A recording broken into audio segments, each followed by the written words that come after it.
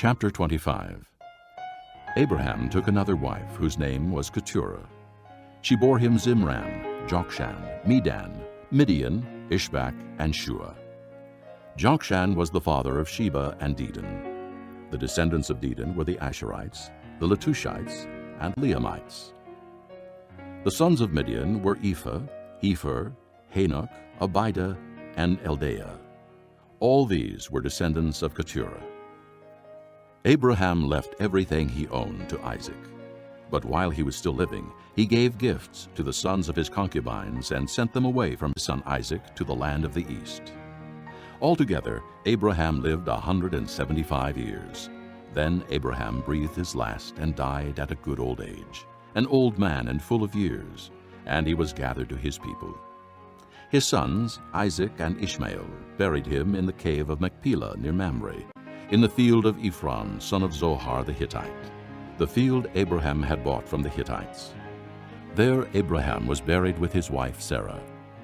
After Abraham's death, God blessed his son Isaac, who then lived near Beer-lahai-roi.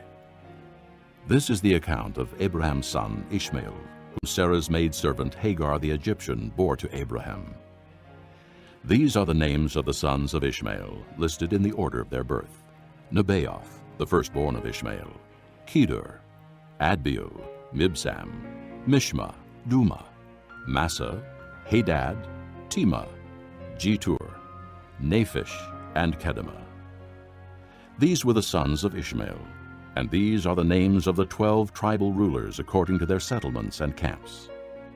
Altogether, Ishmael lived 137 years. He breathed his last and died, and he was gathered to his people.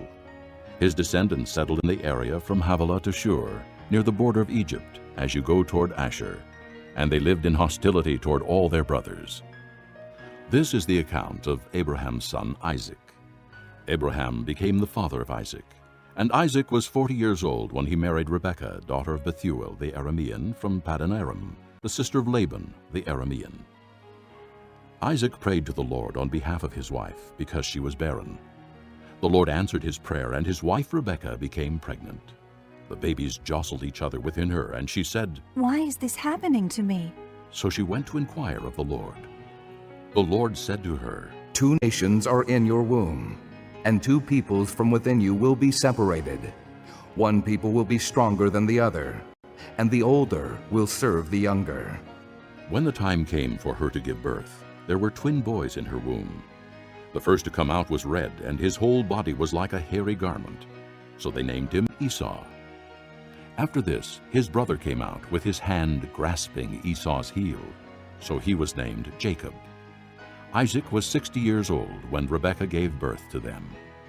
The boys grew up, and Esau became a skillful hunter, a man of the open country, while Jacob was a quiet man, staying among the tents. Isaac, who had a taste for wild game, loved Esau, but Rebekah loved Jacob. Once when Jacob was cooking some stew, Esau came in from the open country, famished. He said to Jacob, "Quick, let me have some of that red stew. I'm famished." That is why he was also called Edom.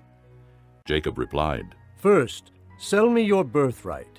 "Look, I am about to die. Esau said. What good is the birthright to me?" But Jacob said, "Swear to me first." So he swore an oath to him, selling his birthright to Jacob. Then Jacob gave Esau some bread and some lentil stew. He ate and drank, and then got up and left. So Esau despised his birthright.